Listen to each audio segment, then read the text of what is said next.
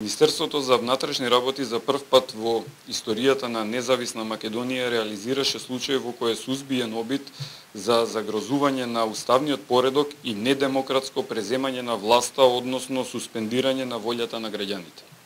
Според досега прибавените докази во рамки на оперативната обработка ПУЧ, осомничените лица преку употреба на незаконски средства на следење и шпионирање, со упатување на сериозни закани кон високи државни функционери, сакале да извршат преврат и да изнудат разни услуги.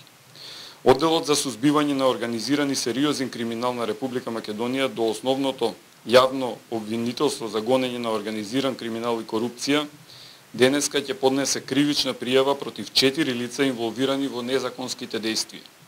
Четврто пријавениот остварил повеќе лични средби и телефонски комуникации со председателот на владата на Република Македонија на 28 септември 2014 година, 9 октомври 2014 година, 31 октомври 2014 година и на 17 ноември 2014 година.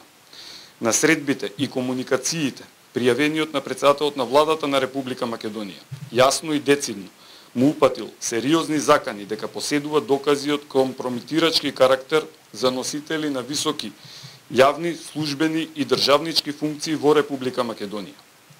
Заканата ја конкретизирал со тоа што од него, како председател на владата на Република Македонија и на политичката партија ВМРО ДПМН, побарал да ги прифати неговите барања за формирање на техничка влада, а потоа да се распишат превремени избори за пратеници во Собранието на Република Македонија.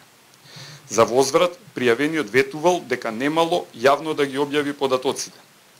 Ваквите податоци четврто пријавениот ги добивал од прво пријавениот со кого остварил повеќе тајни средби со подсредство и со помош на трето пријавениот.